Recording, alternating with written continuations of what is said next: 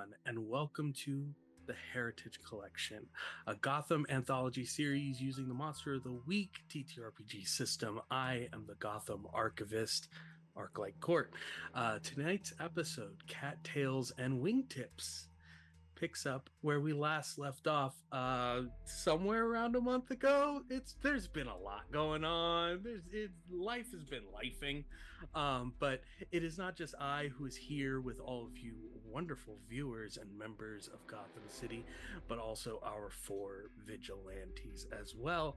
And let's start with none other than, well, it'd be pretty wild if I started with Ray, right? So we'll start with Ray.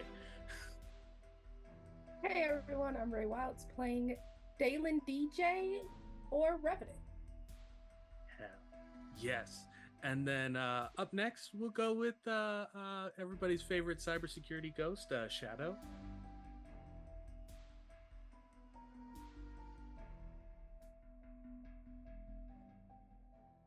You are muted. There we go. The button just didn't want to click. And I actually had the whole intro just roll off my tongue that time. But I am Shadow or ShadowDao, your guide to the digital darkness. I will be playing Richard Maxwell or the Punk. Hell yes. And then up next, I'm pretty sure it's like, at least within this group, everybody's cup of tea, Serinitea. That's like the cutest intro ever. Thank you. Hi everyone, I am Seriniteacup, also known as Serinitea, and I'm playing your favorite baddie with the crowbar, Maya MJ. So. And none other than probably one of my bestest friends in like all of the TTRPG space, and like has been for years, and I don't know where I'd be without them in my life because they help with tech. We talk to each other almost like every day as it is, and we're in so many projects together. Paige, if you want to tell everybody about you. Why do you have to do that to me every time? I'm never ready for it. Hey everyone, I'm Paige, and I will be playing Sophia Elliott, aka Recoil, the bitch with some boots. Yeah. And Shadow, what happened last episode, if you don't mind filling everybody in? Oh, okay. So it's been a month, but I do have some notes. The UN and the Justice League had a meeting, but it was all the second string members of the Justice League of America. None of the like big people were there. Really weird, but we were able to determine, kind of what was going on. Recoil got slapped down by the Court of Owls and had to free their cousin from Gotham City Police Department. DJ, MJ, and Richard all go to see the tailor Jake. DJ gets a text about family meeting on Friday at 7 a.m. Ooh, they're in trouble. Recoil does manage to get their cousin out of the police custody, but in the process releases 2 other inmates or detainees who happen to be Superboy and Artemis. DJ and MJ managed to get to the tailor before Richard, due to some shenanigans with the traffic lights, if I remember correctly. Jake recognizes the suit that Richard is trying to present off as being one that was given to him by a friend, and pulls out a sawed-off shotgun. We all kind of come clean, explain what's going on, and he says, "Okay, well, I got a job for you. Don't open it or it's going to explode in your face." So we are now off to deliver Catwoman's suit to them, and they are most likely hanging out at Wayne Manor. Recoil manages to haul their cousin's lard ass up to a building and cuff them on top of the building. And we find out that Jake is one of DJ's uncles. And Sophia drank some weird liquid at the end of the last episode. And we also saw a pullback of another green-haired individual in Gotham. That's really good. I like that. That's definitely good. Since it's been so long, and for that amazing, wonderful, inclusionary as well, because there was info there that the punk would not have known about. Everybody gets one free reroll tonight, because you might need it. Oh boy. So, as we pick up with Richard, Maya, and DJ leaving the lower end of Gotham and heading northwest, just off of the islands themselves towards Wayne Manor to deliver this package, the camera moves back into that penthouse where that flash of green light had occurred, and some troubling noise was heard as well. Now, Sophia,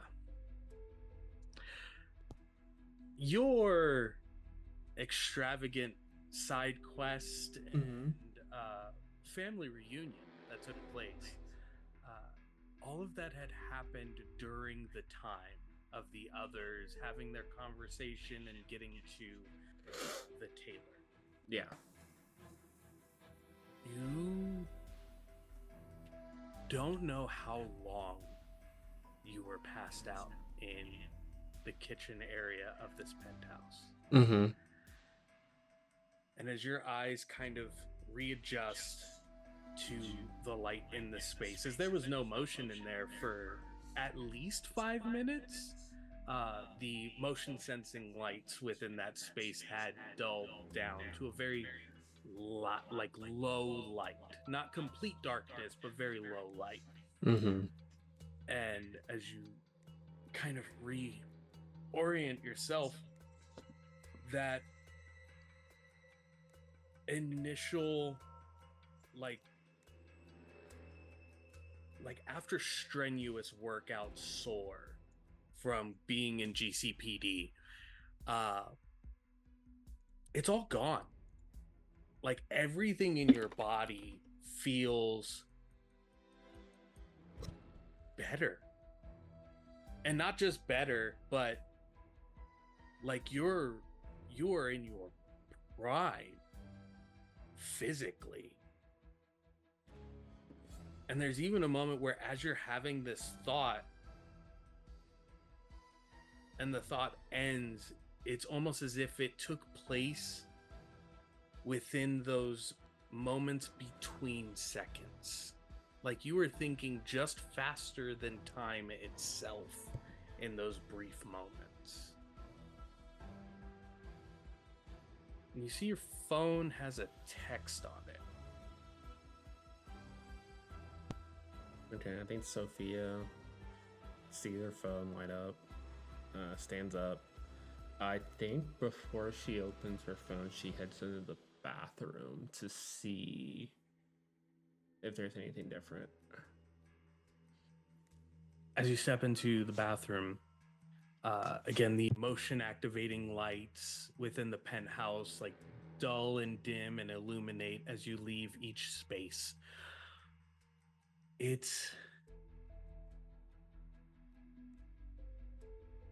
You normally try to stay away from putting any makeup on before going on any missions whatsoever.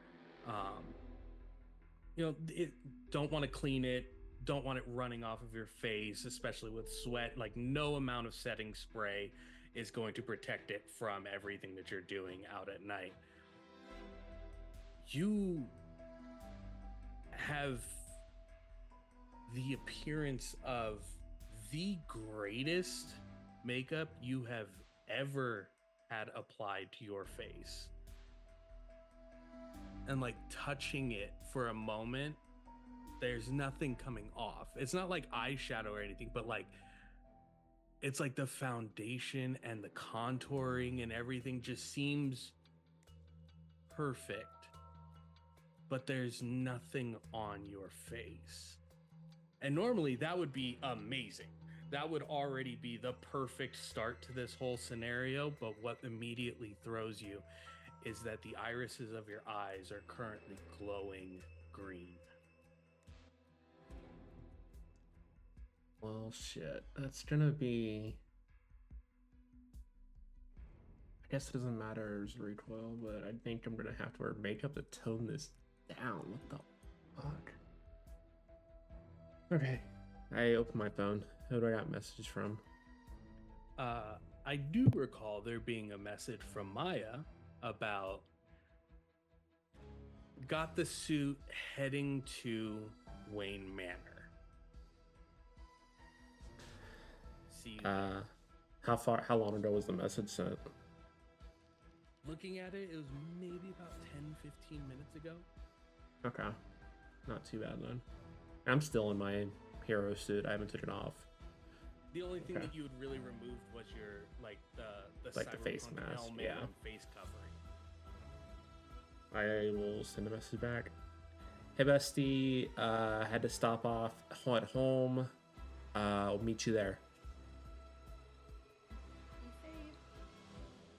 And then I'll just go to my balcony and boot back away across Gotham to Wayne Manor. So it's much closer for you on the upper side of Gotham at this current point to move across the former Cobblepot Bridge in the northwestern end, crossing over the county line. And it's as you're moving through the sky. Again, that euphoria seems too small of a word. Like, even the definition of it doesn't settle correctly for how good your body is feeling in response to these jumps and these leaps and these bounds. Like normal hard stops to reorient and then propulse off. There's normally some wear to the knees, even with the shock absorbers and the different mechanics that's inside the boots. There's definitely some wear to the knees. You're not feeling any of it.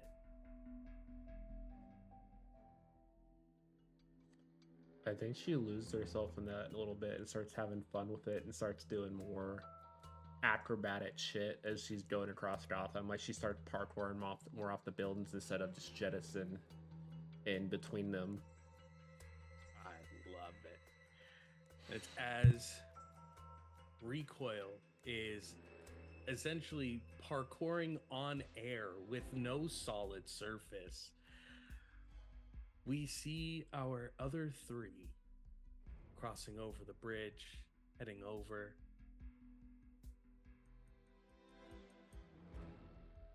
I want the three who are in the vehicle to give me a read a bad situation.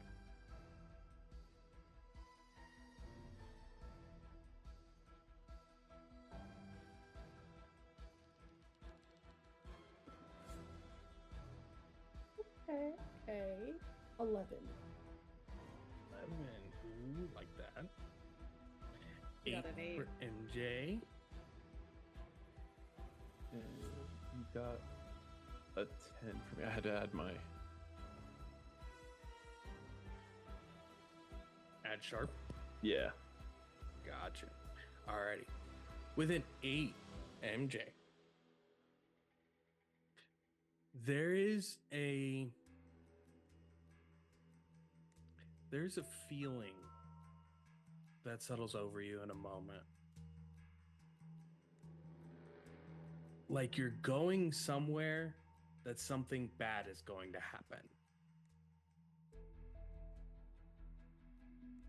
And it's just this innate something that you've become accustomed to, this intrinsic compass.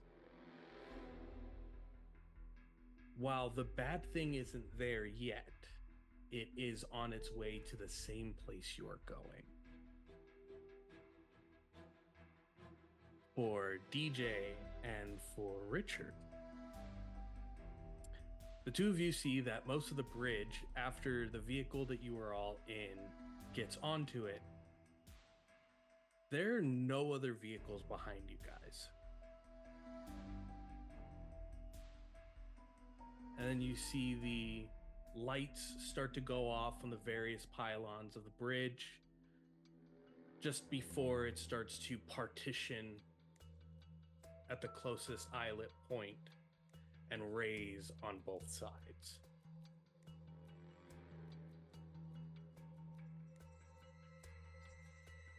Hell. Bridge don't do that. Drawbridge duds. Yes, but like, look behind us. Where the cars go.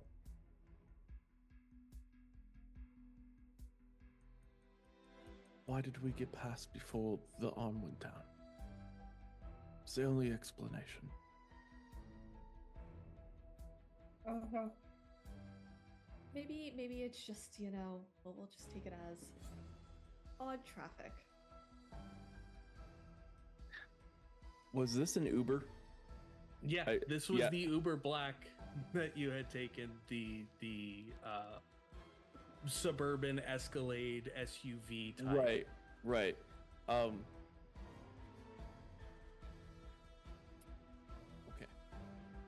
Is the driver freaking out about this? No. The driver seems like they're in their own zone. They have like the various panels in the back with the TV showing like the news and sports, like the Gotham Rogues are playing tonight kind of thing. But they seem to be in their own. They've got like one earbud in on the left side and they're listening to something. But they're just driving, just doing their own thing. And they're not catching that the bridge is going up and we're driving towards the edge. No, you're already past that. Oh. Yeah, the bridge lifted behind you guys, but none of you saw any warning lights before getting to the bridge. They're like, oh, it's getting ready to raise, or you didn't see an arm drop or anything like that once you had passed by. It's once you were onto the bridge and past that lifting point, no other cars or vehicles were behind you, and it just started raising with no announcement, no anything. Okay, that's a little bit better. Not much, but a little bit. Well, Calm, deep breaths, guys.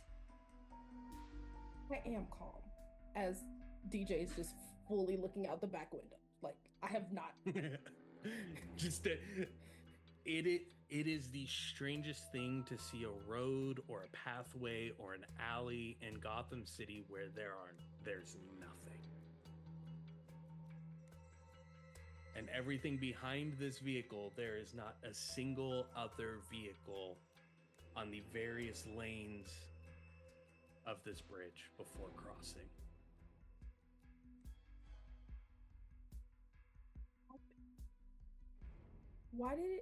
How did we make it? Did no one see lights or anything? there was nothing to see.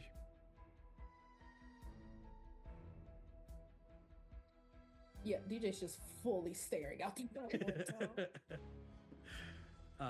And as the three of you and your driver now make your way across the bridge, again, the second half of the bridge, once you get over the threshold, no lights, no sounds, no warnings. The bridge then opens behind you and raises once again. Okay, twice in a row makes it a little bit.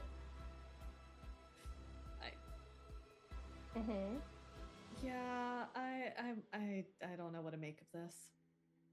Something's not. This is. The driver takes the one earbud that they have in and goes, you know, it's actually probably because we got lucky. At least there's nobody behind us. We got a clear line all the way through. We don't have to worry about traffic. This is great. And how often does this happen to you, that you get lucky? Not at all. I'm normally on the lower west end where it is bumper to bumper for at least 4.5 hours. That's how I make most of my money.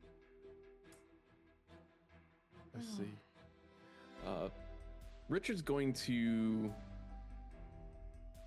put his hand against the back as far back as he can and try and do a read a bad situation and see if he can get any more information as to what's causing this, or investigate a mystery, whichever works for you.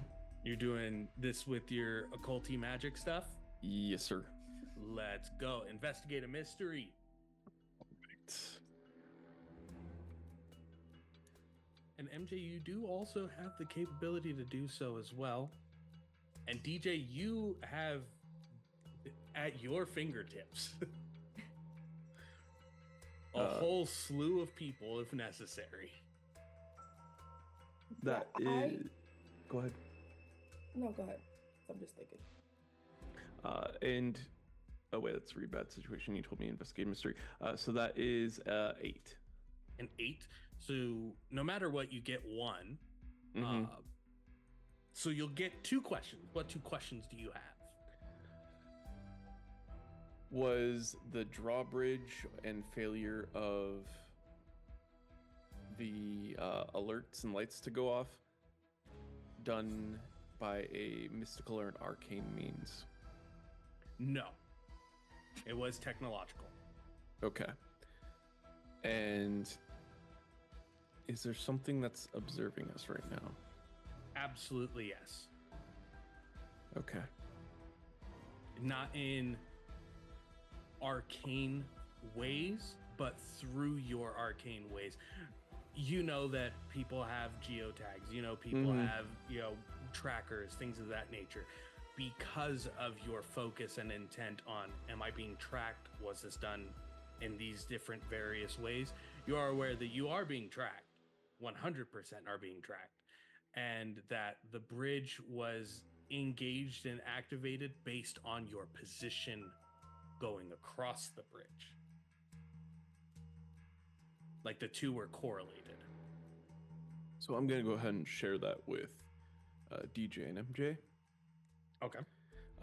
Kind of a hushed voice so that the driver will not hear it. Maybe turn up the news a little bit. Oh, he's already right back into his audiobook. Okay. So yeah, then I'm gonna tell or explain it to DJ and MJ. Well, good or bad news. It wasn't magic that did it, but definitely bad news. We are being tracked. Hearing that, DJ, can I like pull out my phone and text the family and be like, are you guys watching us right now? Or like, was that you messing with the bridge type? Absolutely. Similar to use, this is use technology in your case, which would be the same as use magic. So roll plus weird. Oh, okay.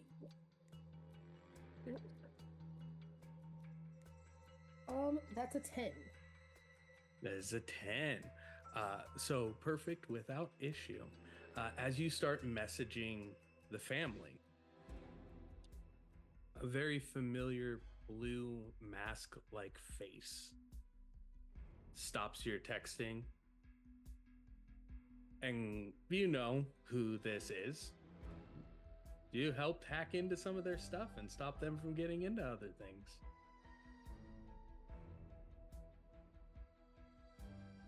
Less people, less eyes. From For the what? Oracle. Just for what? Or from what, I should say. You're on your way to the manor. A little smiley face at the end of it. It's just going to be a very, I hate you. And then put my phone back in. So, guys, we don't have to worry. Friendly bridge is friendly. How do you know this? Don't question it. I know people. Friendly bridge is friendly. It's helpful. Okay. We're going to the manor. They're making sure we're not seen. Okay. That's all. You see, you could have just said that, you know. I could have, but It's more fun. Look, there's this way, enough Miss- mysteries going on as is. Please, just. MJ, Basically, you we're get a not text. being watched. Hey. She checks her phone immediately. It absolutely says Timothy instead of Tim. Oh yeah, 100%. And says stopping by for tea? Question mark. Something like that, and then she puts like a little smiley face. Not home. Alfred would probably appreciate it though. With just a thumbs up. She just puts the phone away. She's like, darn it, I need to treat them both to boba. Richard sees the smile on MJ's face. Who are you texting? Your boyfriend? 1, no. 2, none of your business.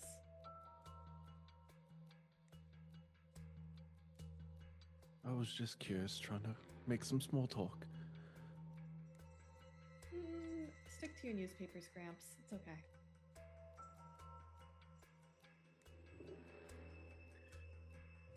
BJ's fully just watching.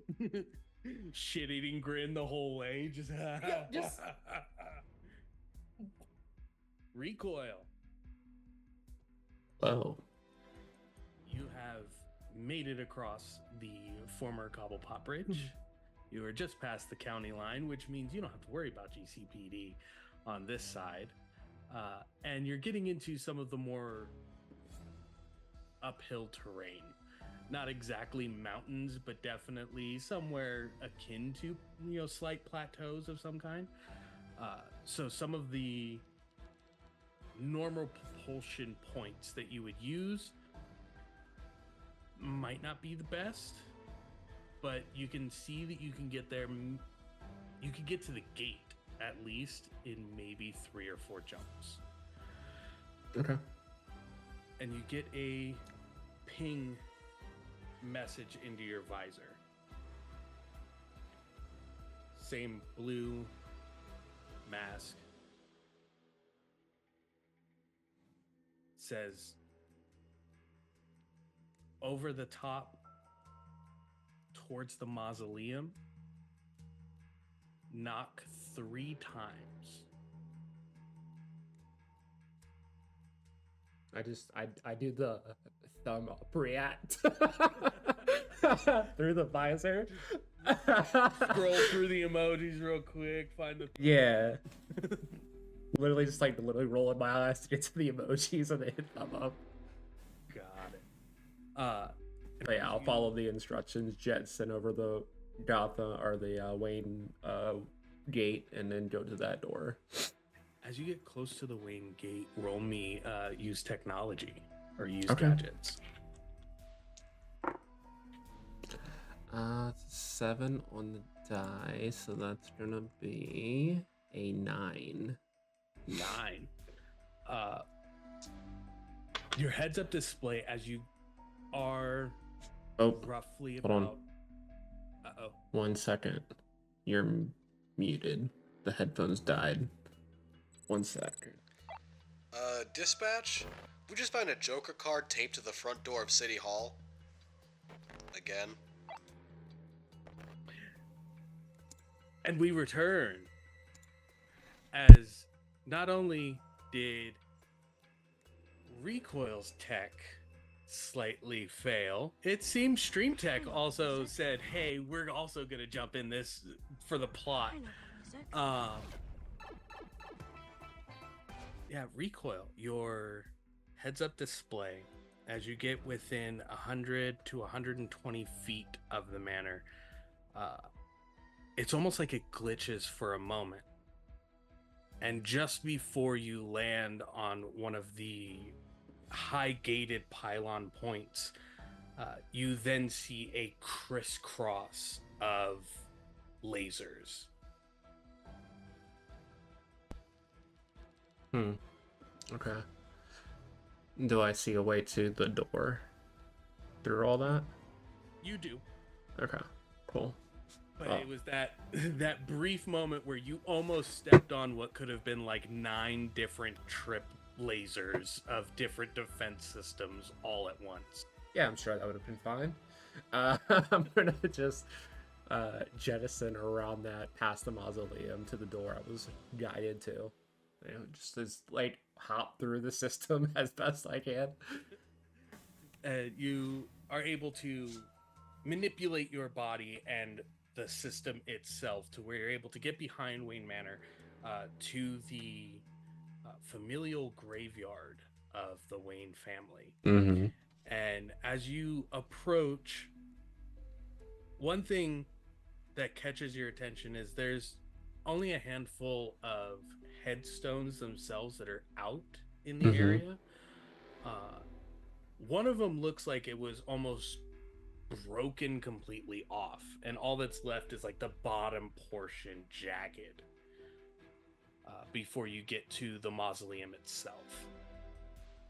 On the mausoleum, you do see Martha and Thomas Wayne's names, and then in the like just below both of theirs, you see Bruce Wayne with his date of birth and then just the dash as denoting that his space within here is already set and prepared when the time would come. Okay. And you knock right underneath where Bruce Wayne's nameplate is, and that whole doorway kind of like pulls in and then settles into the ground and shows a much more modern staircase descending into the ground. Perfect. I'll head on down. I just know they were coming here, right? I don't know what they have or anything. Yeah. No idea what they have. You just know that they were coming here. Yeah, I'll make my way down.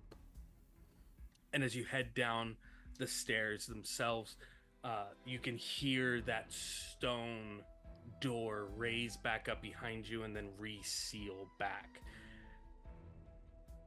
The interesting part, and something that you would note, especially coming from the family that you come from as well, the spaces in the mausoleum where Thomas and Martha Wayne would be laid to rest, there are not any denotation or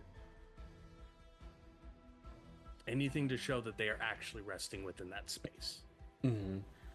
It looks like there are a handful of weapons that have been secured within that space.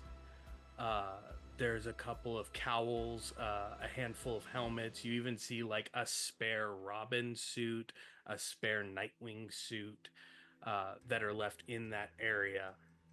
But there are no coffins. There is no like the wall memorials where maybe urns or things of that nature would be stored. It looks like this is just another separate safe house outside of a safe house outside of a safe house.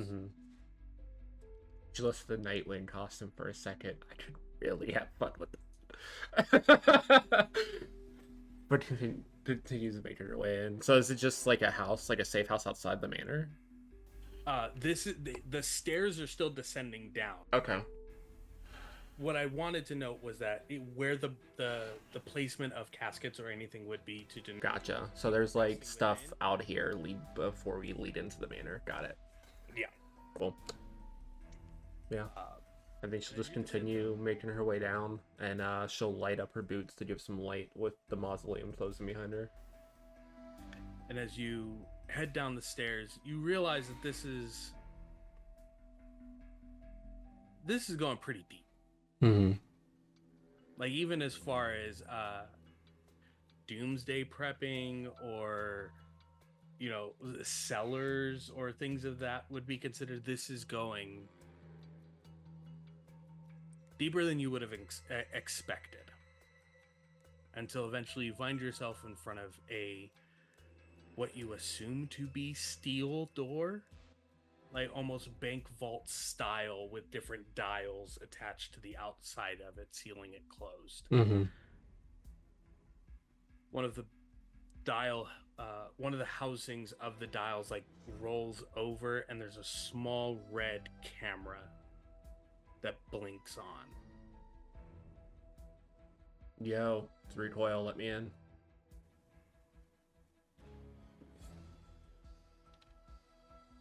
Are you supposed to be here?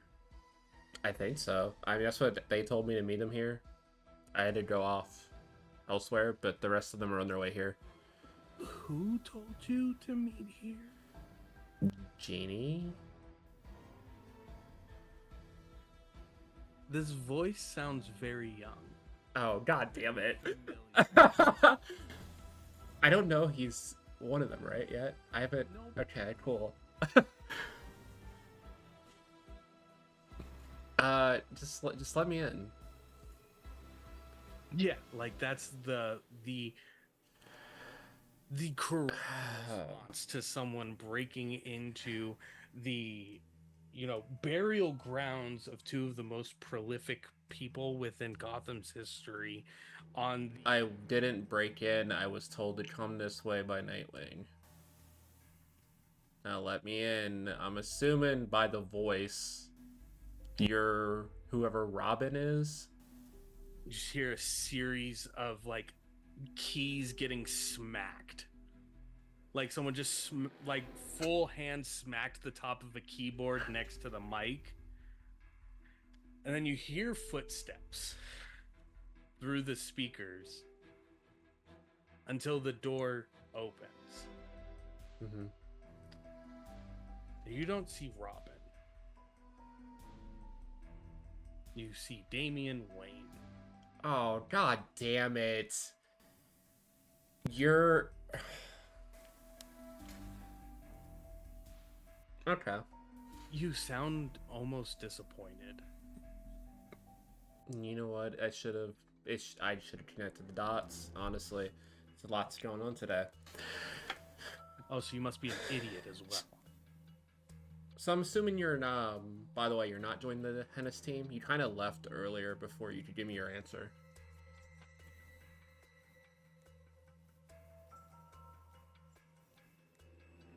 You're... Yep. And I take the mask and stuff off. I mean, they already have all our information out there. If he could squint any more than he is already squinting at you... I'm about to fight this child, guys.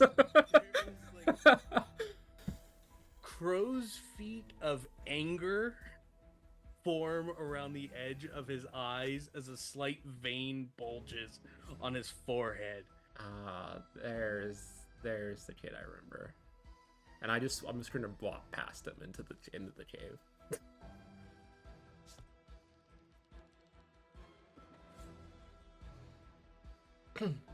Dick, your reject is here, and then turns and walks in the opposite direction of you.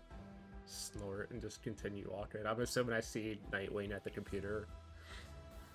You do see someone sitting at the computer itself. They do have their back to you in one of the chairs. And they're frantically typing. Mm-hmm. But their body itself doesn't show the level of anxiety or stress that you can hear across the keys themselves. So pretty much just the hands are moving and they're like calm. Besides that, cool. Yeah, I'll just slowly approach the person in the chair until I get a good look at him. Be like, hello? As you approach,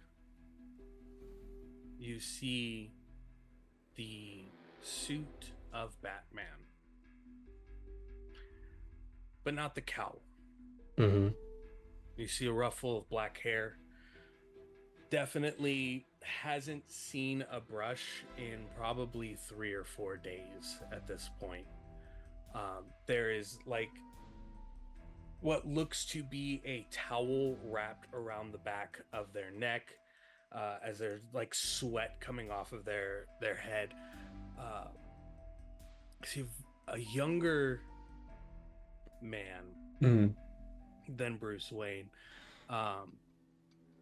maybe a little older than the asshole in the red helmet that was at the bank heist not too long ago.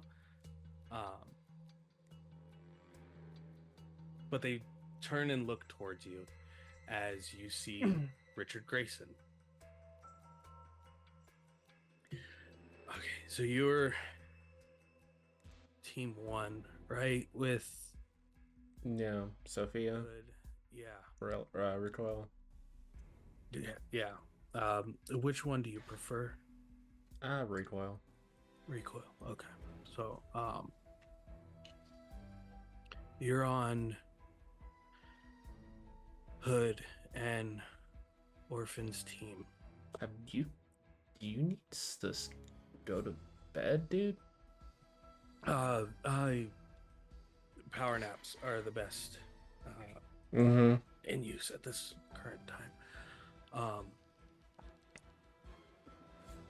The rest of your team went and met with the tailor. You went to GCPD. Can you explain that to me for a moment? I had to handle some family business.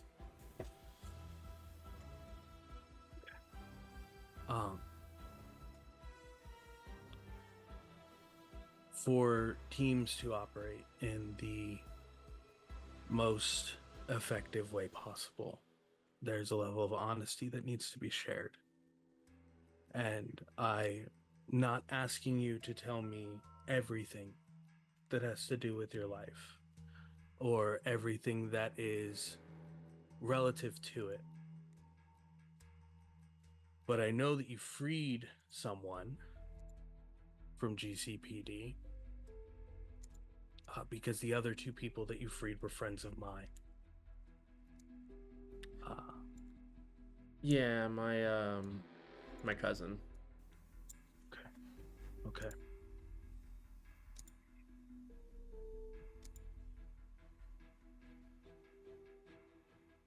Are you close with your uncle or no? Do I know who my uncle is besides... I don't even think I know who about my uncle, do I? You know of Uncle Thomas. You Okay. know that he is locked up. But the information regarding his other identity and his other... So I don't know about that. Okay, cool. No. Never met him. No, he's in Arkham, I think, right now. Yeah. Yeah,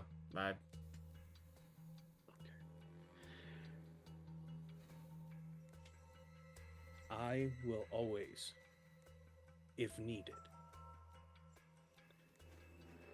I will stab you in the front. And I want the same respect if something like that comes into play. Fair enough. Like I said, I won't fault you for it being family, because I would do the same thing for my family. All I ask is that you don't surprise me with it and put my family in harm's way. Yeah, fair enough. That's why I didn't tell the others. Got it done, taken care of, got in and out. No one was hurt. Okay. The rest of your team is on their way here. I don't know what for. I don't know either. I have not talked to them since we split up. I've asked Oracle to not listen into any of the conversations your team has. So audio is already a 0 point on our side. Visually and keeping an eye on you guys in case anything happens is a different story. So we do know that they're on their way. Yeah, all I know is they were following a lead to the tailor, I believe. But Yes. I didn't get a chance to meet up with them, so. Okay. There is some spare clothes. I'm pretty sure you'll fit some of Babs' stuff that's down here. If you want to change out and be upstairs when they get here, because they're not in there. Do we have a place to put our gear down here? Yeah, there's a vault, and he'll motion over, and you see Damien has finished clearing out a vault space within the Bat Cave. And it's now looking across the expanse that you see the massive bunker.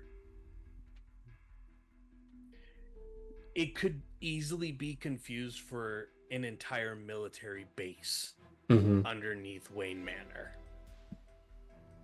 There's the... If you're just storing your costume, there's a vault over there. Next to it, we've got a collection of gear that we think might be best suited for all of you guys, and the ways that you guys work and the things that you guys use is right next to it. And then there's a civilian closet to the right of that. We've put clothes in of that we shopped around, did the best we could that at least fit both your socioeconomic and your physical choice of apparel. Yeah. Okay. Fair enough.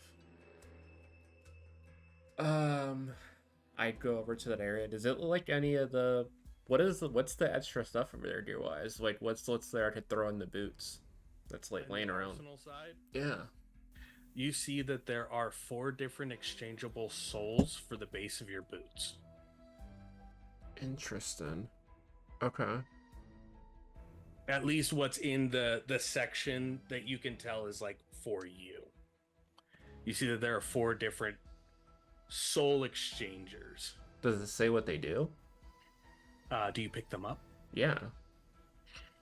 The first pair that you pick up, you see has a collection of cryogenic, pyrotechnic, and electrolysis gears and weaponry inside it.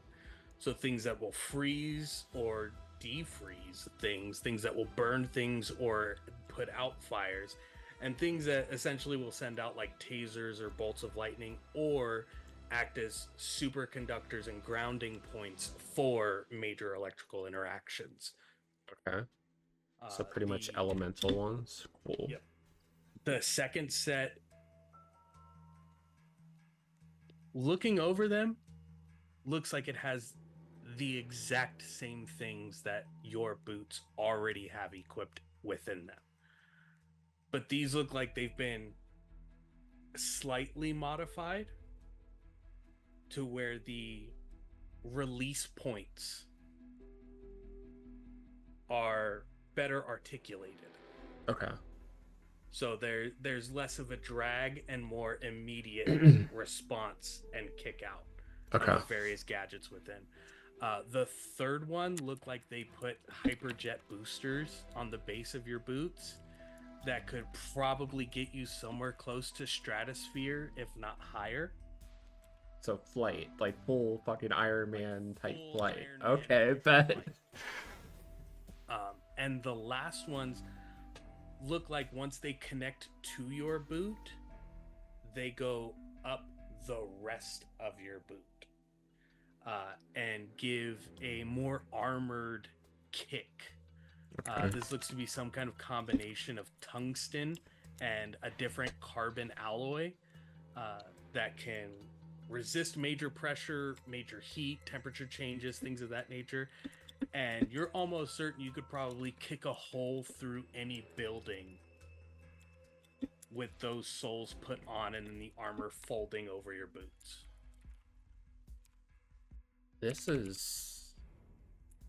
I really appreciate this.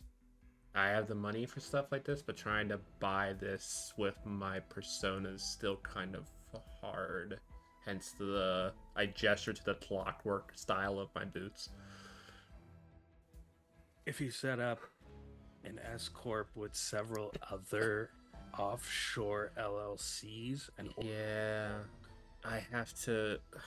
That's the reason I'm doing dual classes between high school and college. I'm trying to fast track the business degree so I can do that, take over their family's old company. It's a process.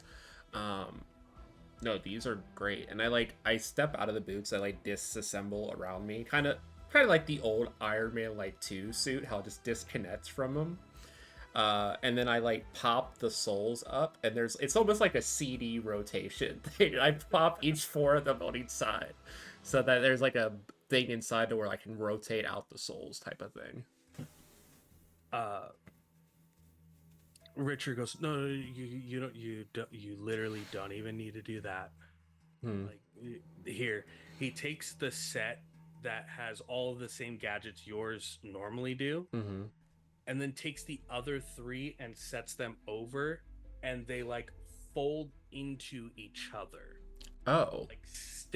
Like the plates extend out and then close back into the same size. So all of the gadgetry then houses within one singular soul. That's so convenient. We're gonna have to talk tech more after when we have time, and you're not any of this.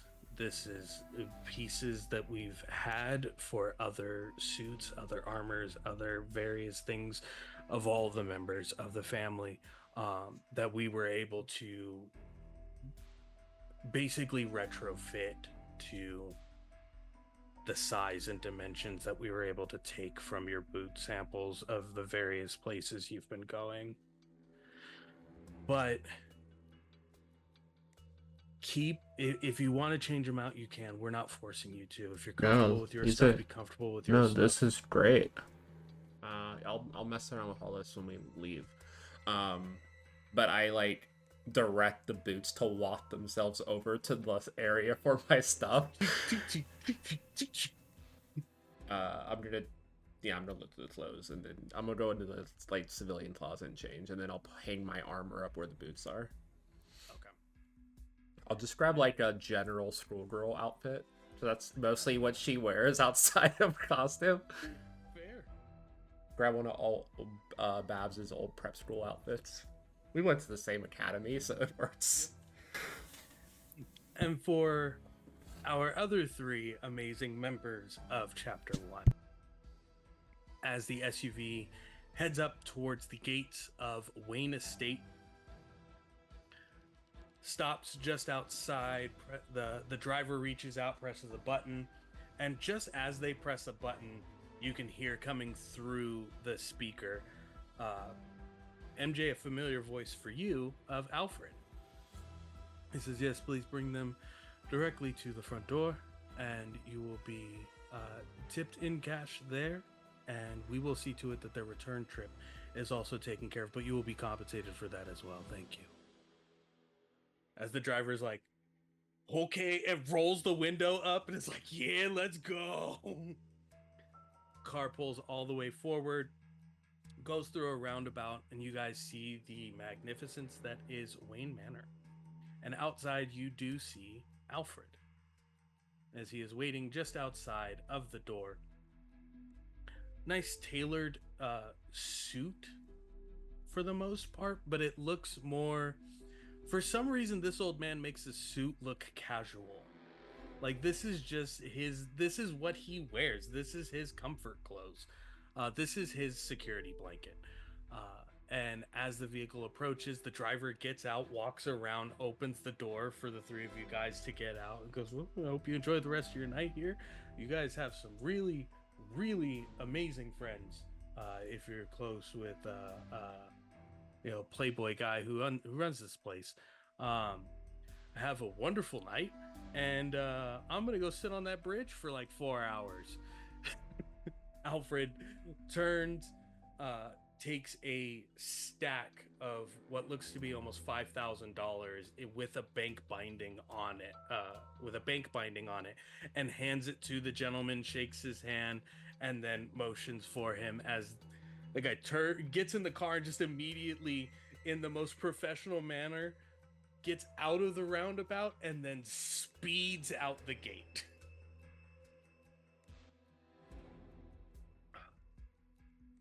Miss Jane, hello. It's good to see you again. Hi, Mr. Alfred. You can tell she's like excited to see him again. Master Maxwell, Alfred, Madam Dalen. Howdy.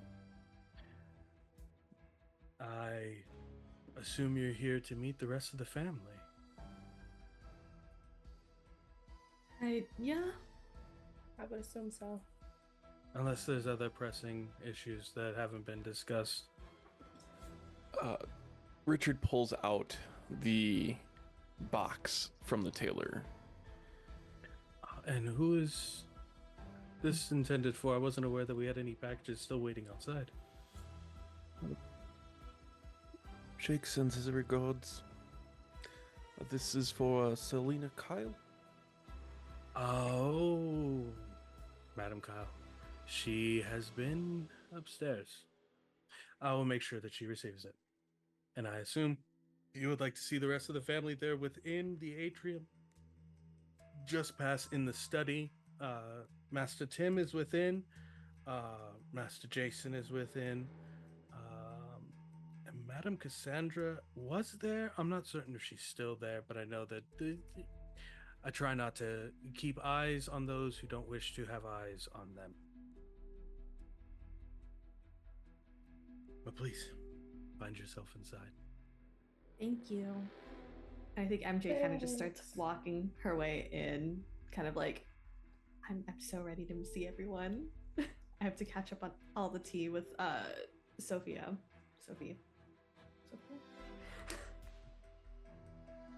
And as the three of you enter within, you see Alfred closes the door behind him, places a very old school style key, almost like a skeleton key, on the inside of the door and turns it, and an obscene amount of locks seem to seal on the door after he does so. He places the key back inside of his pocket with the package in his hand and moves to head up the stairway up to the second floor of the manor.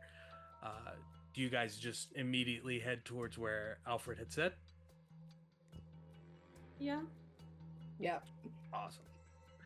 As you guys walk through the atrium and entranceway, down a small hallway, there's such a collection, and in any other place this would seem strange. There's like modern art that is right across from like pre-Victorian paintings, like throughout this place. There are pieces of like brutalism with like sharp jagged concrete with the different like rebarb sticking out of it, and then what looks like a Van Gogh, and then on one of the walls you're almost certain is an original Banksy of the mouse holding up the edge of the wall and like ushering for people to get underneath, and it is the actual cutout of the wall from London in a frame on the wall inside of this place. It is the strangest collection of art that would make no sense anywhere else, but for Bruce Wayne makes sense. And as you find yourself stepping into the study, you see Tim Drake, you see Jason Todd, and they're sitting across from each other, and there is a chessboard between the two of them. Neither one of them are saying a word, and they're just staring at the top of this chessboard as the three of you enter. Can I tell anything about the game that they've got going on? Give me investigate a mystery. Okay. Let me make sure I have the name of this correct. That is an 8. Seems to be my magic number tonight. That is an 8. 8 will still give you a success on looking over exactly what game this is. I'm going to attempt to say this correctly, as this is not my native tongue or a language that I have studied. But Sax d'Amour, a manuscript that dictated one of the first recorded games of modern chess from 1475. The layout is identical to that game. And both of them are looking over how to play the game in reverse to get back to the starting position of all of the pieces.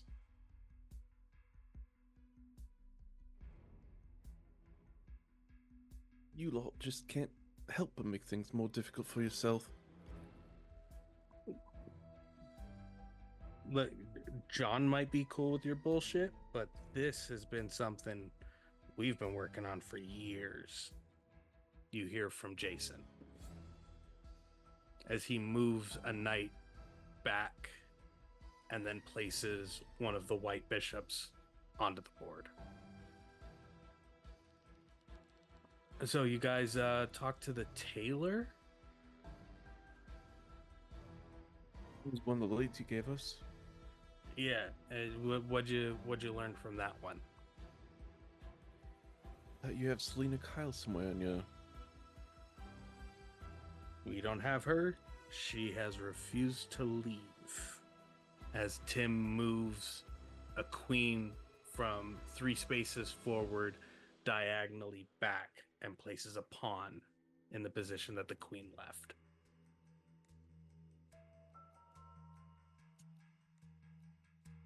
So you've asked her to leave?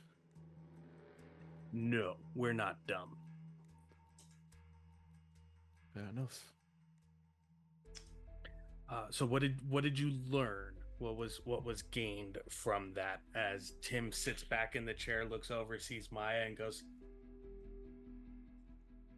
Well, the costumes that the Royal Flesh Gang have aren't the usual bit, and they're not something that he's seen put together. But it's tech from everywhere. yeah, multi-sourced, but integration shouldn't have been possible. Right. Did he say if he was the one who worked on it, or does he know who would have worked on it? Well, see, that's where a little bit of the rub came in. We needed to drop off Selena's costume before we got any further information. Ah, quid pro quo. You see Tim points over to where Jason has tried to undo a castle movement to the right, and Tim goes, no, that's still 2 turns away. And Jason's like, no, pawn return, H3. And then from H3, that was precursor to the castle, so the castle would have, and then Tim moves 2 pawns back onto the board and says avant pass happened in between that, as both pawns then come back onto the board. And Jason goes, fuck this, and throws the board completely. There's the effect of the Lazarus pit I came to expect. You didn't have to throw the board. This was just getting interesting. And just cuz I want to take one of the pieces and just take it.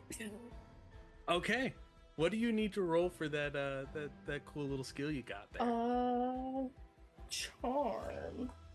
It's essentially you manipulate someone. Okay, so roll a manipulate someone for me.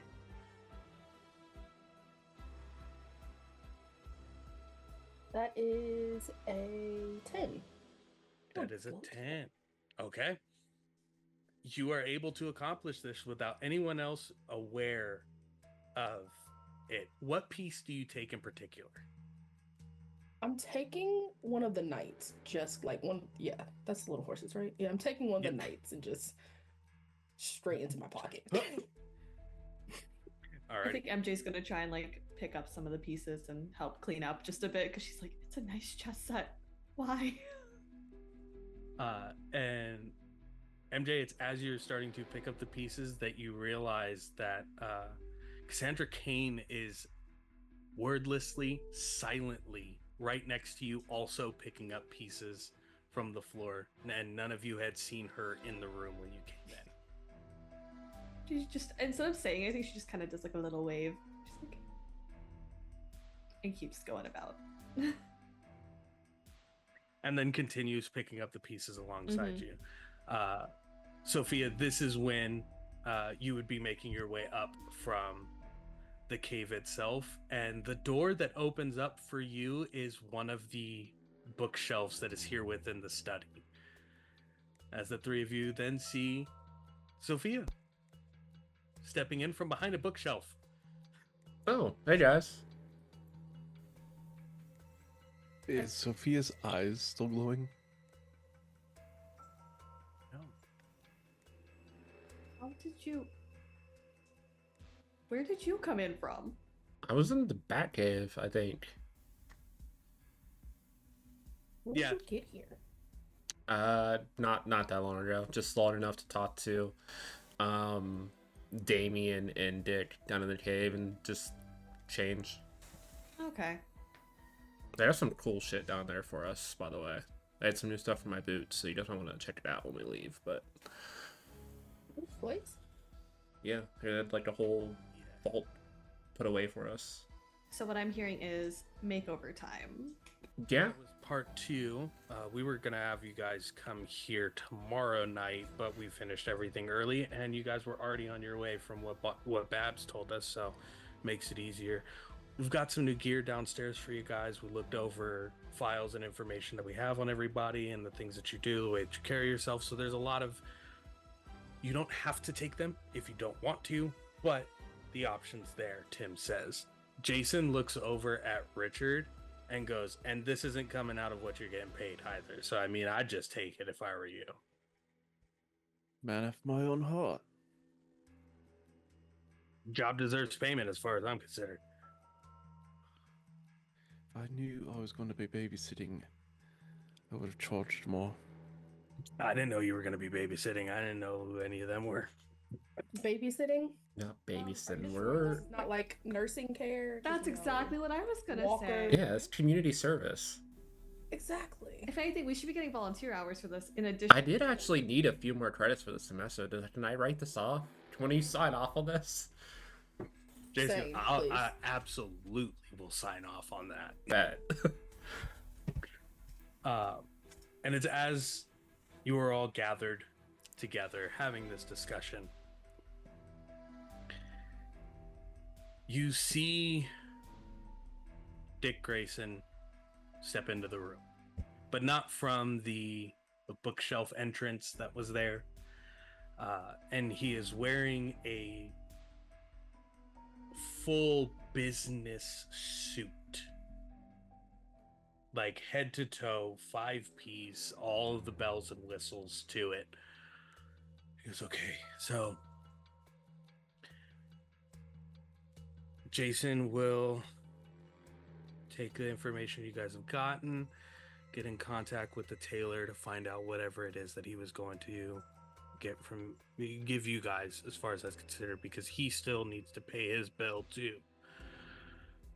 Tim is going to make sure that any alterations you guys need to the rest of your equipment is as seamless as possible. Cassandra is able to shadow you guys from here forward if you feel like you need it. Don't be afraid to ask. If you feel like you're going into a bad spot that you're not as prepared for as you would like to be, do not be afraid to ask. She's more than happy to help. And he looks over towards Cassandra, and she just like puts an arm on his shoulder and then like rubs the side of his jaw for a second. And you can see there's an interpretation of a familial get some rest kind of response. And he like rolls his head away and like pulls at the jacket a little bit. He goes, I have to go and make a statement. Very public statement. As far as everyone else is considered, Bruce has been found and he is being cared for in a hospital outside of the country.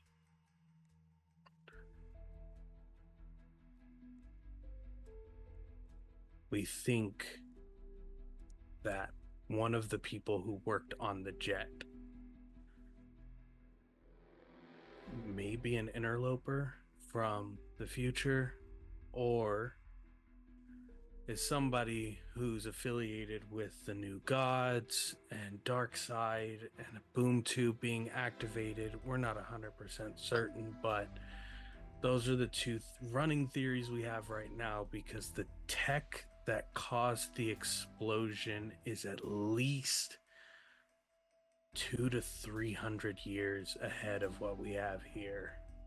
And it matches stuff from Booster's time, and it also matches some of the tech that Eobard Thrawn used. But we've been reverse engineering so much that it might just be somebody with the new gods. But as far as anyone's concerned, Bruce is in a hospital out of country, as are the other people from the explosion. Fair enough. That was a lot of words of things. You look like you need some coffee. No caffeine, no coffee, no. Or a nap would probably be preferred. Is his hair still messy from earlier? No, his hair is Okay. not messy now. It looks pristine at this point. It even looks like he has showered, shampooed, Ow. conditioned, trimmed, and put everything together. He had magical girl. Yeah, Sophia's like wide-eyed. She like looks back at the bookcase a few times and then at him and then just shakes her head. There's so many other doors in this place. Yeah, but how did you not? I don't need that. Don't question No, it. it's fine. I'm just gonna say it's more bat bullshit. It's fine. But you are welcome to stay here for the evening if you would like, instead of returning home, because it is getting late. Yeah. The other teams are already active and moving, so you shouldn't have to go out tonight, and be thankful for that. Fair enough. Except the rest you can get. Mr. Grayson. Yes, Mr. Maxwell. You may want to consider getting some of that rest yourself. When do you have to make this statement? In roughly an hour. But I'll be sleeping in the car on the way there. All right. And Richard's going to put his hand on Dick's shoulder, Mm-hmm. and he's going to essentially cast a spell that when he goes to sleep in the car, he actually gets like some decent rest. Okay. All right. Roll me that use magic. Just accept that you're the dad.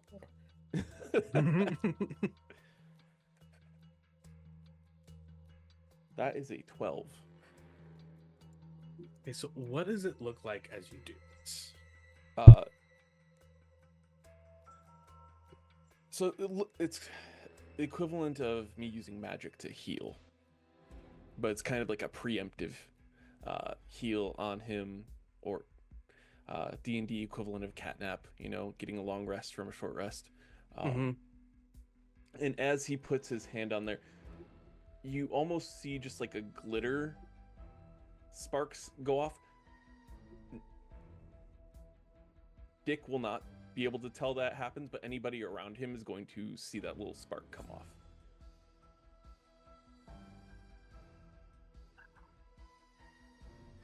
You feel the spell take effect. You feel that it is settled and is in conjunction to apply the effects and the desired outcome that you were looking for. And you catch it at the same time that the spell does take effect.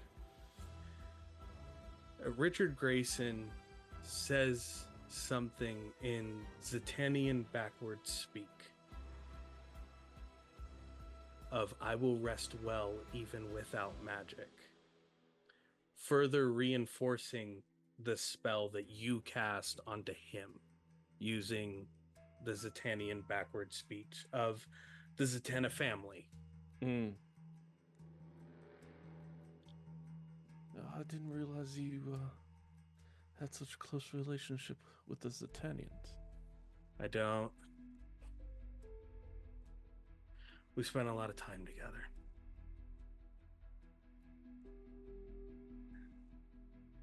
Interesting. But the house is yours. As far as I'm considered, you're all family now, too. And I'll be back in a little over an hour. Break a leg, but not literally. I wish I could. Nope, sounds Just good. like turns to walk out.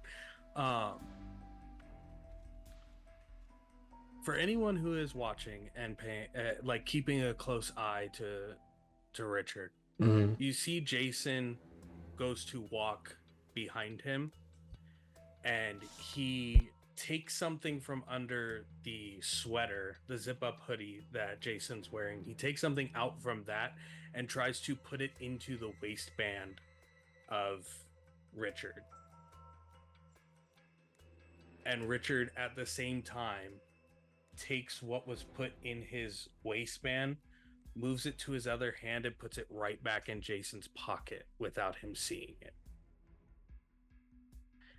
And Jason just kind of like turns back around and goes, so tour or food or sleep, which one? Honestly, food would be good. For some reason, I'm starving.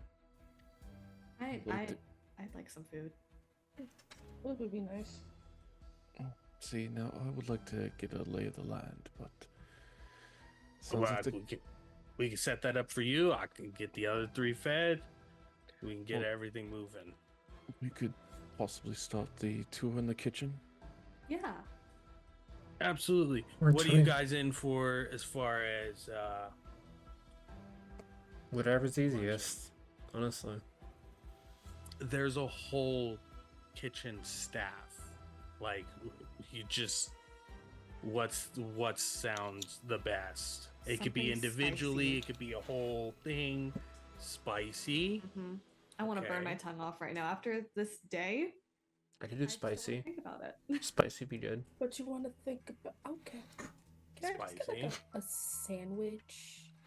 Any like specific sandwich? Surprise me. Peanut butter and jelly.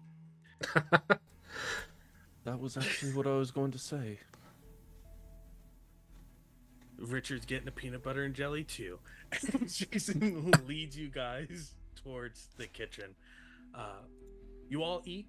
If any of you had any harm or any negative conditions, which I don't think anyone has had up to this point, they'd be completely removed as you are full and filled and taken care of. I think Maya specifically would know that Sophie eats a lot more than she's ever eaten in one sitting before. This is like Cajun style chicken, like fried chicken over like pilaf rice with like small bowls of different vegetables that have been steamed with all the different like butter, garlic and everything on it. DJ, you're presented the peanut butter and jelly first. And then they take the peanut butter and jelly away and give you the rest of the food that was there. Yeah, thanks. It just walks off with my bowl. And Richard gets 2 peanut butter and jelly sandwiches. Perfect.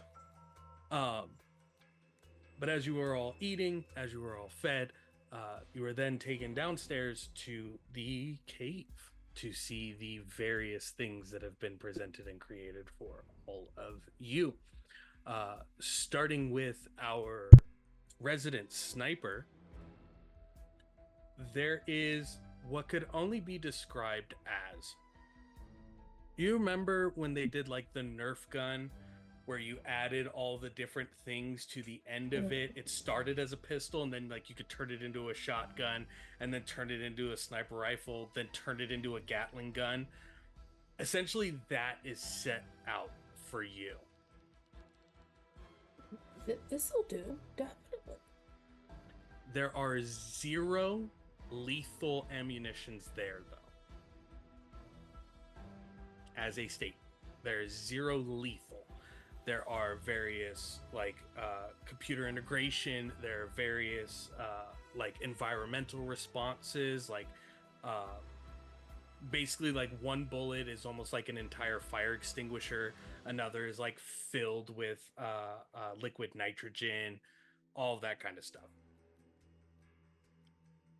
This might be the fanciest one I've had. I like it. Tim tells you, so this was Jason's from like 4 years ago. But he didn't like having to carry around all of the extra parts. So he's just been carrying, and he points to the handgun, the base of the model itself. Because he's just been carrying this one. And then when he needs the other parts, he has like a jettison like recall switch, and there's like little jets on the end of it that then fire themselves and carry them to him. Takes about a minute, 2 minutes, but they follow his exact location, and then he can grab them and attach them to everything. We can do that for you. Can I just, it points to like the different like holsters on my legs and waist. Can I just put them in my pockets, please? Absolutely. That is Thanks. a much easier way to handle this scenario than being as stubborn as him. So Yeah, because he just I doesn't don't like see carrying going for things. stealth and having a sight come flying at my head gonna work He doesn't well like for me. carrying things for some reason, which is weird called- because he tries to carry the weight of the family. Make the man better pockets, please. We gave him cargo pants, and he still doesn't use the pockets. Maybe you should make the entire pants out of pockets. Then he has to. Cargo pants. There's literally 30 pockets on it, and he doesn't use one of them. Maybe the jacket, like a jacket of pockets? I don't Like a cargo jacket? He's a pain. But he's my brother. MJ. There is something familiar here that you have not seen in years. There's the medallion of the woman who read your fortune.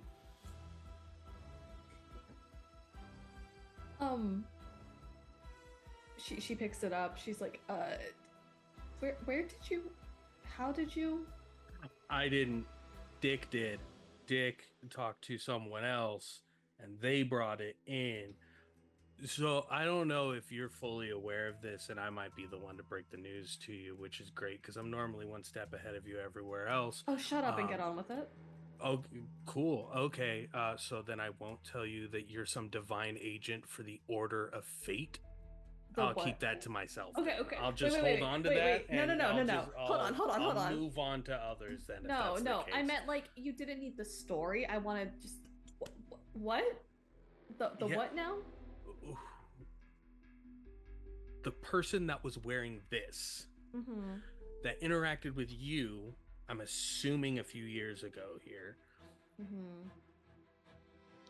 inordinately connected your soul to the divine fate, singular entity, who is the overwatch between the orders of chaos and the agents of order.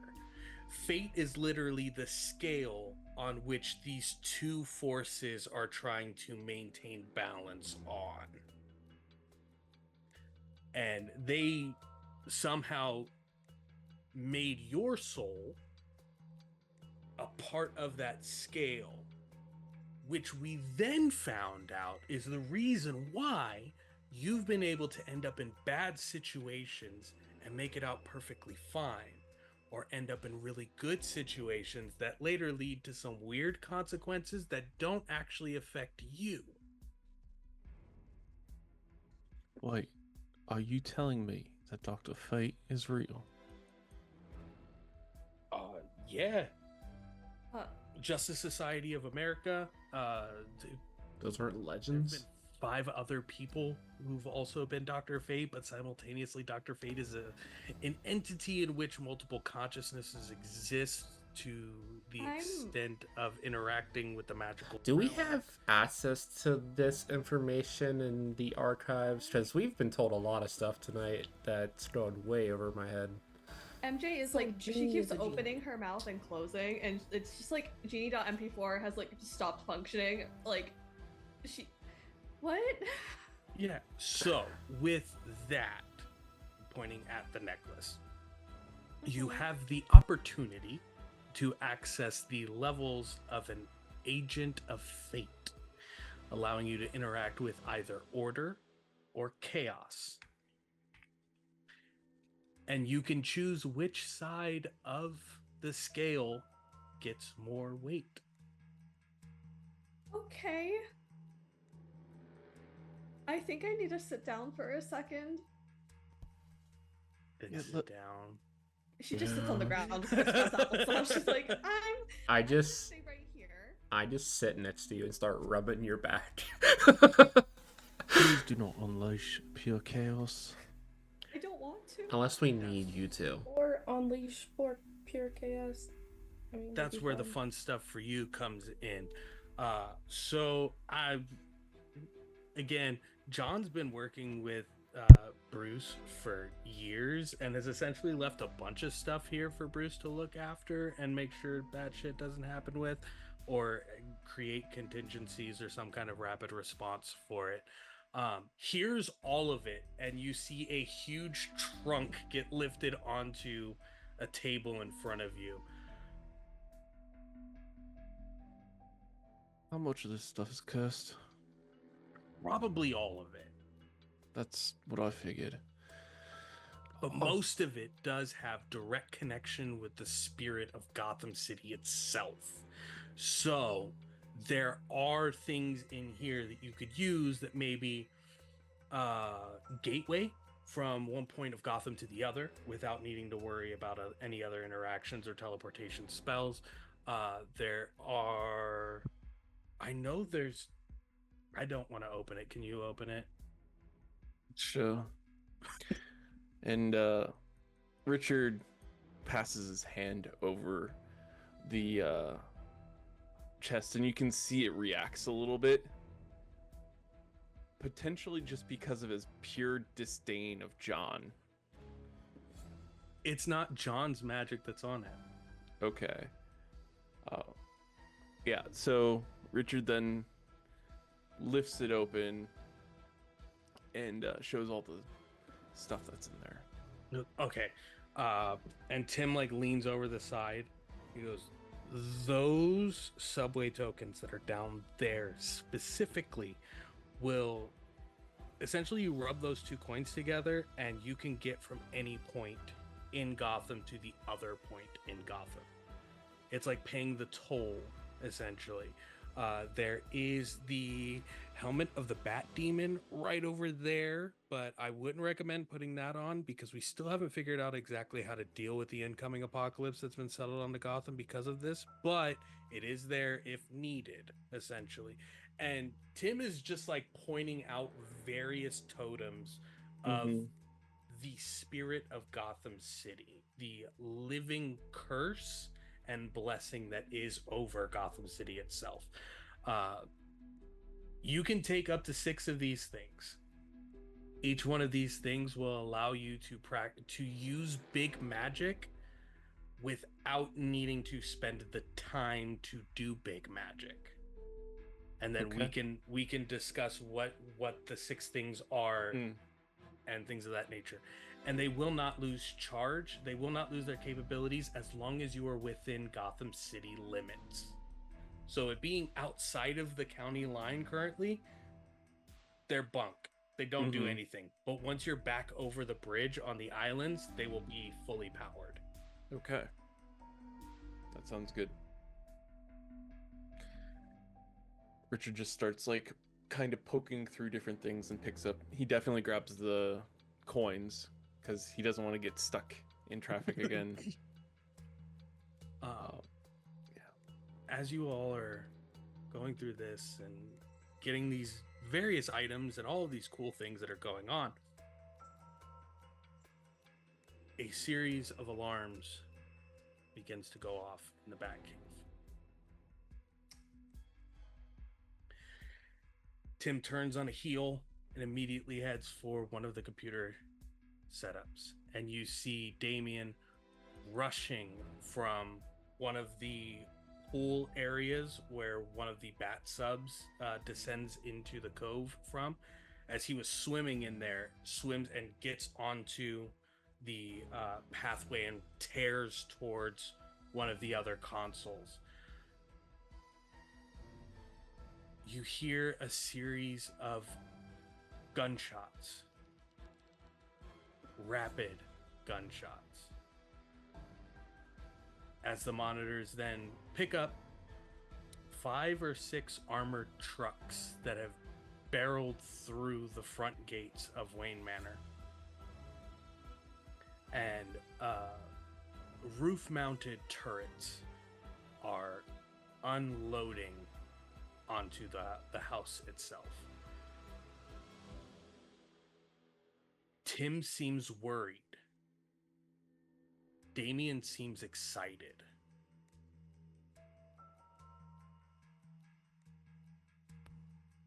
Who would you guys want to interact with first? I think MJ probably goes to Tim and's like, what's going on? None of the defenses triggered. None of the... And you see him like, he's moving command prompts and entering in codes. You could see a screen come up and Batgirl, Barbara, is on a motorcycle somewhere in Gotham talking him through some of the commands, but he's already entering them before she can finish her sentences.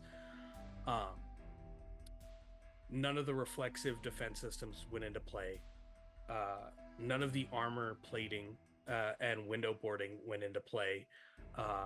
None of the security response systems went into play. Only the alarms triggered, which seems like it was probably the only thing that they didn't get a chance to disable, because there are 9 different networks for that, as Sophia learned jumping onto Wayne Manor. And he is frantically trying to re-engage those systems, but every time he tries to re-engage them, they immediately get shut down and shut down and shut down, until he turns and looks at you and goes, they can't get down here. Okay. Let's get up there. You said Damien looks excited. Then let's get up there. You see Damien is tearing up the stairs. No Robin suit on. All black clothing with subdued grays on it. There are 2 swords on his back. There is a collection of bladed weapons around his waist and a short bow across his chest and on his back, as he is tearing up the stairs to head up into the mansion. When I said let's, I didn't mean let us as in the scary child, but you know what? I like his energy. I think it might be best that we aren't us right now. Yeah. Talk about yourself. Richard's going to pull out what looks like a ritual knife, and he is going to start doing a circle in the Batcave for arcane magic, big magic. Okay. So what is the effect you were trying to have take place? Well, with this big magic, he's going to summon in a wall of ice around at least the base level of Wayne Manor, to at least provide some physical level of defense against the shots and things like that. Mm-hmm. It reduces, like, the frost ice aspect of it is supposed to reduce harm and add armor. Okay. So Since this is going to impact as much of the house as I can with big magic. You're trying to essentially put a shell of ice over the top of Wayne Manor itself. Starting from the bottom up, yeah. Okay. All right.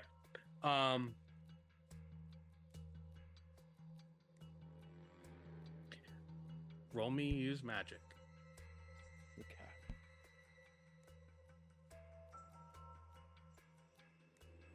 That is a 9 with my weird. Okay. You have a reroll if you want to avoid the glitch. It's up to you. I'm going to hold off on that right now. I feel like I'm going to need it later. Okay. As you begin this ritual, pulling from the ninth circle, the frozen ends of the river Styx to shell and protect this home, this sanctuary, this desecrated yet truly hallowed ground, at least hallowed to the people who live here.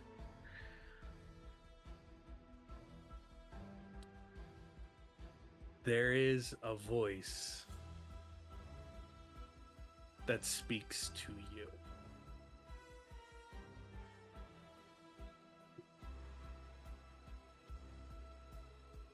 You know, Richard, if you just let me in there, I can deal with them all. I'll go off. No.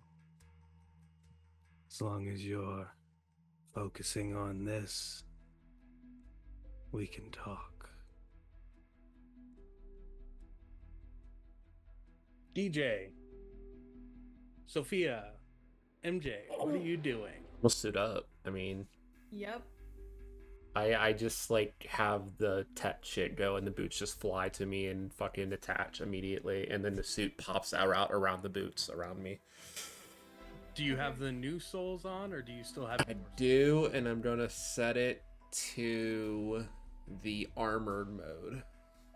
Because they're fucking high caliber shooting at the manor right now. So yeah, you guys see the boots come on and the suit come on like normal, and then I kind of do like a tap. I tap my heels together, and the boots armor up like significantly, and I gain another 4 inches of height. So now I'm like over 6 foot tall. We're talking about that outfit change later. It's what they gave me. I got boot upgrades, I guess. I can also fly now. Yeah, we'll do it later. Yeah. Are there any extra crowbars by any chance? Just around? Do you say that out loud? No, I'm asking. Oh, do you want there to be extra Yes. crowbars Yes. hanging around? Roll use magic for me. Bet. That is a... This is plus weird. Yep, that is a 10. You feel the weight of chaos increase just a bit. As like a different comic book universe took place within this one, almost like Mjolnir itself. A crowbar that was hanging in a room of Wayne Manor next to a headstone that was torn off of their own grave gets pulled through the floorboards, through the rock, through the ground itself, as you now wield the crowbar that killed Jason Todd. I was thinking that was... Jesus. I'll pay for those damages. I don't know how I did that, but I'll I'm gonna just grab I just grabbed this like random gadgets, like they're like smoke bombs and tasers, and just start loading my boots up, as well as like any random scraps to repurpose for the boot stuff. We should probably go. Yeah, during this whole thing, DJ, since her outfit's not fancy, has just pulled her hood up, her mask has come up. It's just like, can you point me to the highest point, please? Service elevator will take you up to the top of the first ballast. Also, and you see Tim reach down on the top of the desk and grabs what looks like a sight, like a rifle's sight or a quick reflex sight, and tosses it towards you.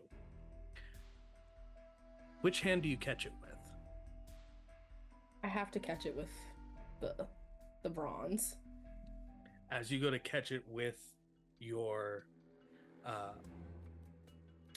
actuated arm, you see it snaps into place on the side of your wrist, lining up perfectly with your thumb.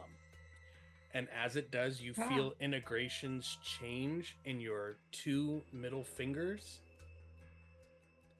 and you feel a series of small sabot rounds start to load themselves into two barrels in the middle two fingers of your hand.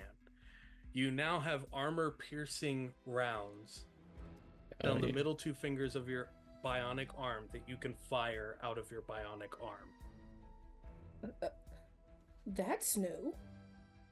I wasn't done with That's it cool. until about 5 minutes ago. So Like this and just gone. they're outside, right?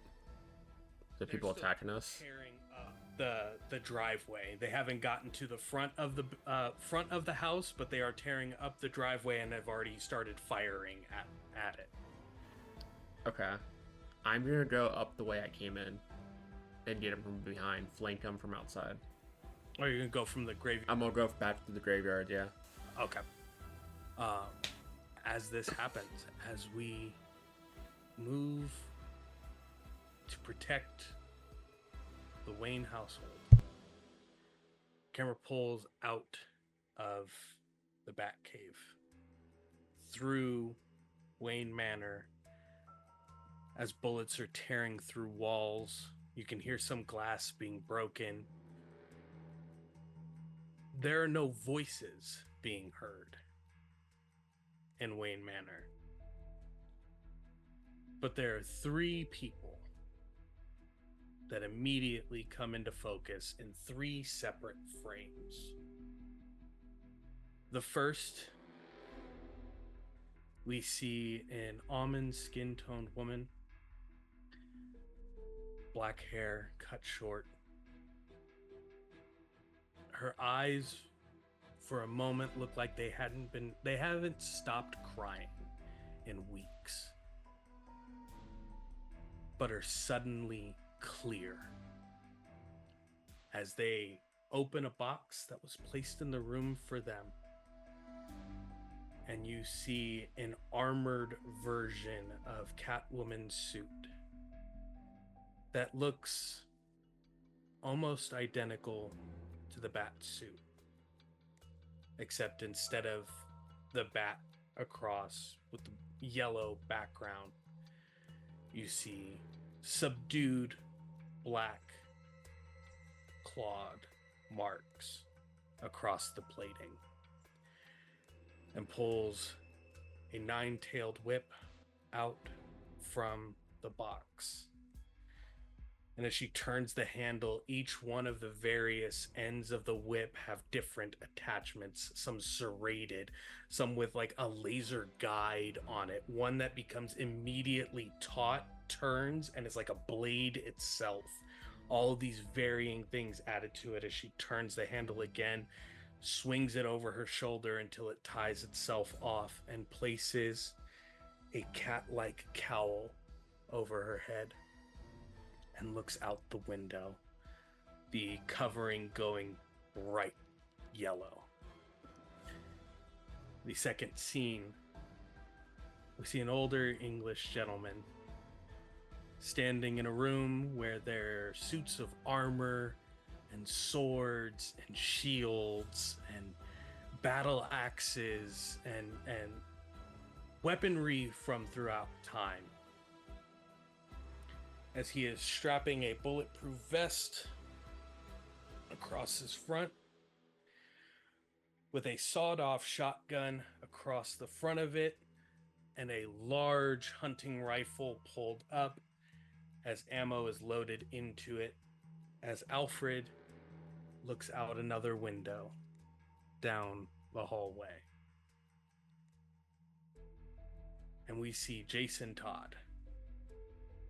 No body armor, no helmet, no anything. Cargo pants and a red zip-up hoodie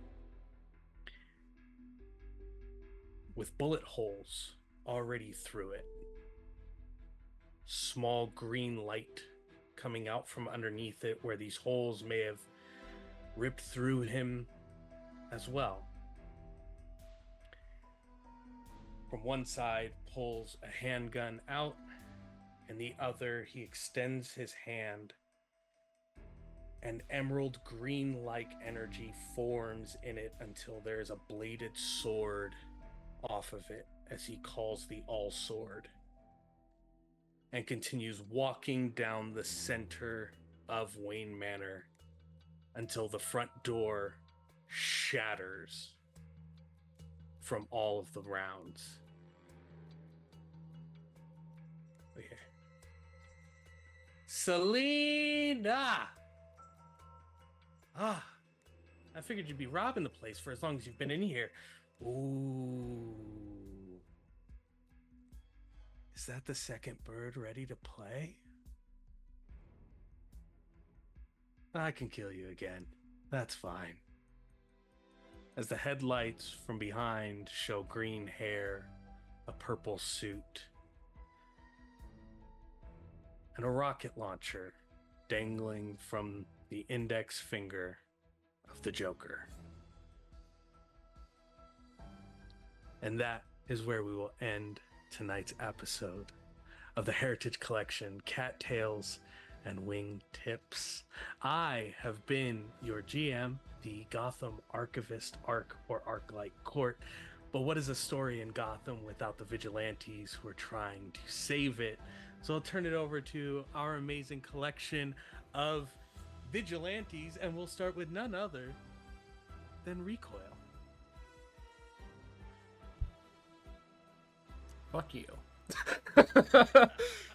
Hi everyone. Hold on, my brain's reloading a little bit. I'm Paige. You can find me all over the internet at PlutoCleric, except for on Twitch and YouTube, where I go by Pluto's Underworld. I am a Twitch streamer and game master. I run a lot of APs as such on my own channels. Actually, Wednesday of this week is the finale of our Sentai and Sensibility game. If you wanted to see Power Rangers and Bridgerton mixed together, that's what it is, with both Serene and Art here. So we'll see how that all plays out. And then on rotating Thursdays, I believe the next session is next week when I'm not on this channel. I'm over on Jhevaunte's channel at Eclipse 613, playing in a One Piece satchel play. Beyond that, my busy season ends tomorrow, so the God Killer series and the podcast should be coming back out here probably early May as I start getting recordings going for that again. But that's it for me. Then we move to, as wild as this situation has been, nothing's wilder than the TheReyWildes. I hate it here. Hi, I'm TheReyWildes. You can find me literally everywhere at TheReyWildes. I'm at the various corners of the internet now. Yeah.